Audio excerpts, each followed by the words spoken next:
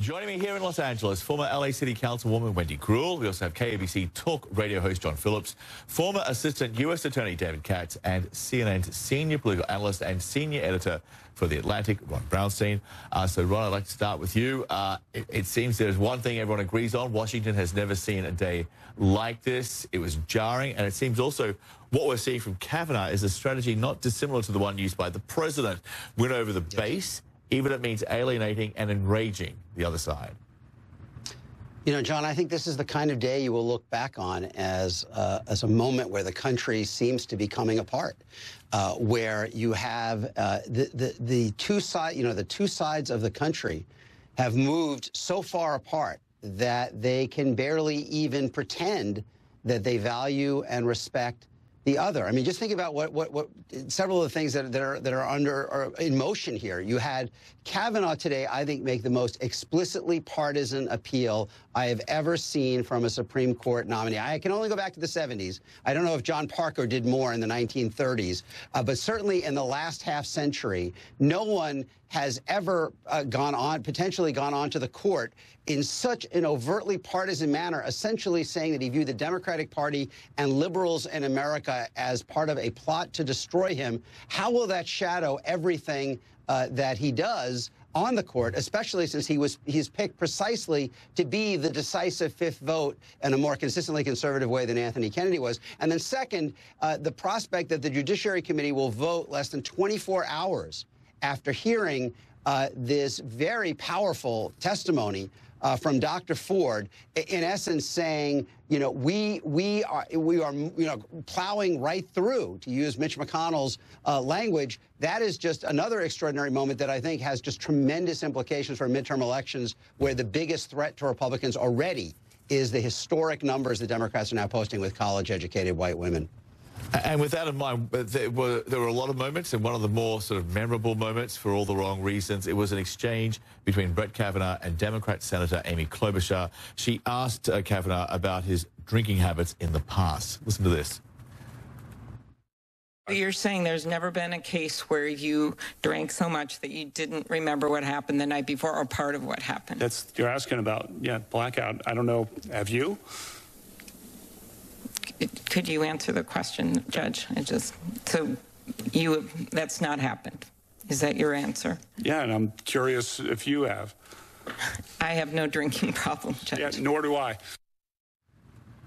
Kavanaugh actually apologized for that, but this is what the conservative columnist Jennifer Rubin from the Washington Post wrote. One saw a flash in the exchange with Klobuchar, that same sense of entitlement, cruelty, and lack of simple decency that Christine Blasey Ford allegedly experienced way back when. The memory seared in her brain of two obnoxious teens laughing at her ordeal. So, Wendy, there were a lot of moments like that during Kavanaugh's testimony, but, you know, for a party and a president who is struggling with the issue of women, for a president who's being accused of sexual assault, this just doesn't do them any good. It's a bad look, to say the least. No, I mean, the behavior was appalling. And, you know, he actually used in his statement, what goes around comes around. Who does that? Who is someone who's trying to be the Supreme Court Justice of the United States? And, you know, if he had acted like that, if he was a woman, you know, the kinds of things that people would have said about her in that position. He was disrespectful.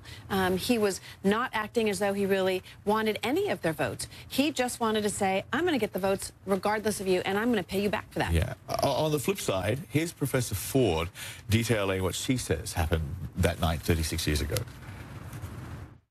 Brett and Mark came into the bedroom and locked the door behind them. There was music playing in the bedroom. It was turned up louder by either Brett or Mark once we were in the room. I was pushed onto the bed, and Brett got on top of me. He began running his hands over my body and grinding into me. I yelled, hoping that someone downstairs might hear me, and I tried to get away from him, but his weight was heavy. Brett groped me and tried to take off my clothes. He had a hard time because he was very inebriated, and because I was wearing a one-piece bathing suit underneath my clothing. I believed he was going to rape me. John, do you believe her? I believe that she believes that that certainly happened, and I believe that Judge Kavanaugh believes what he said. They both appeared to be very sincere. They were both emotional in many instances during their presentations. What we didn't see is evidence. That is the same allegation that we've heard repeated in the newspapers. It's the same allegation that we've heard repeated from political talking heads for many weeks now. But I haven't seen any evidence that has convinced me that it, in fact, happened. I don't know if it happened or not. You don't know if it happened or not. Nobody knows if it happened or not. So here's the question. Why not? Brett Kavanaugh, would you support an FBI investigation? It was hammered over and over again by Democrats. Here's Senator Dick Durbin, again, putting that issue to Brett Kavanaugh. Why would you not want an FBI investigation? I would hope that all the members of the committee would join me in saying we're going to abide by your wishes and we will have that investigation. I welcome whatever the committee wants to do because I'm telling the truth. I want to know what you want to do. I'm telling the truth. I want to know what you want to do, Judge. I'm innocent. David, the fact that Kavanaugh couldn't give a direct answer, he kept dodging it.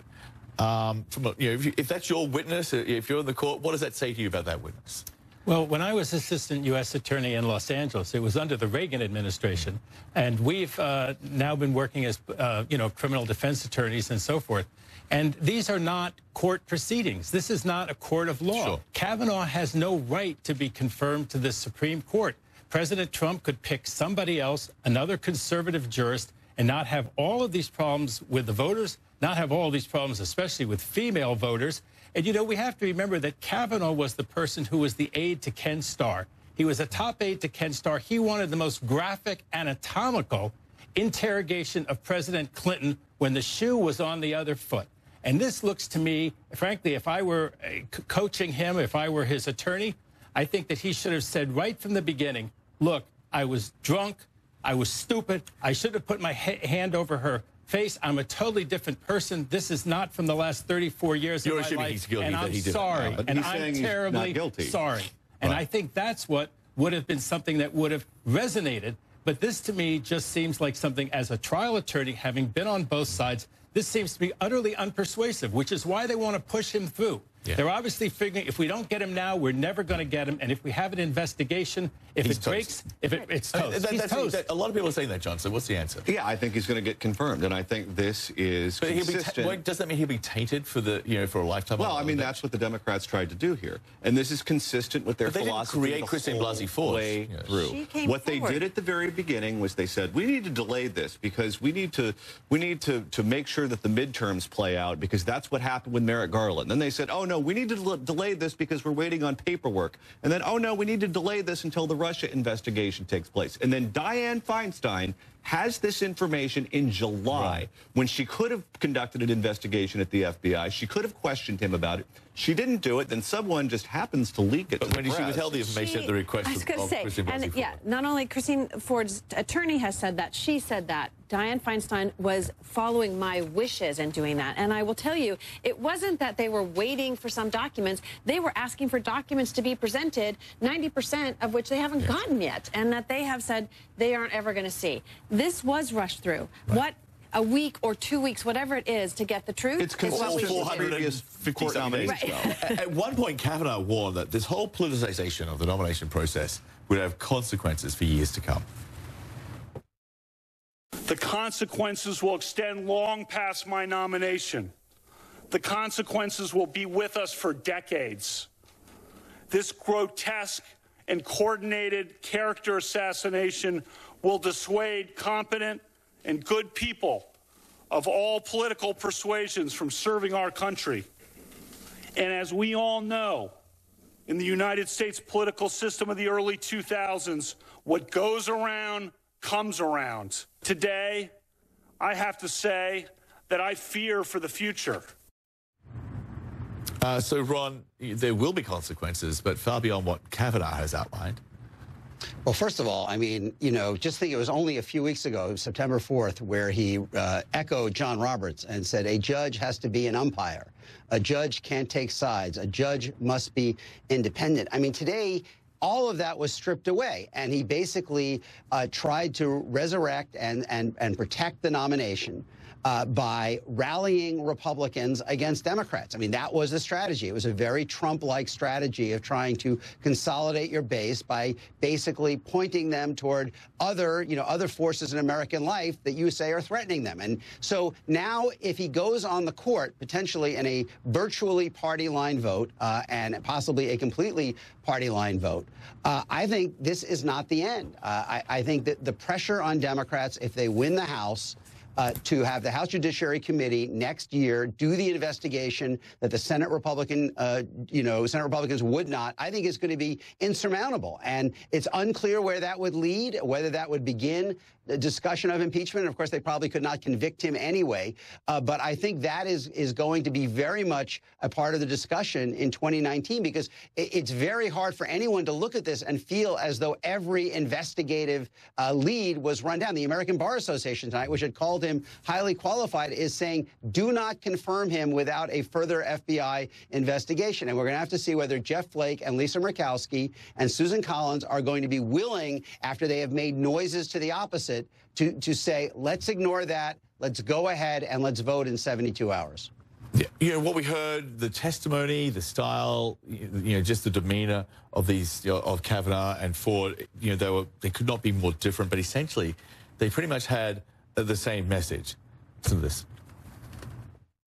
Dr. Ford, with what degree of certainty do you believe Brett Kavanaugh assaulted you? 100%. 100%. None of these allegations are true. Correct. No doubt in your mind. 0. I'm 100% certain. So, David, did you hear anything on Thursday which sort of moved this beyond the tears and the tantrums, to anything in favor of one party or the other?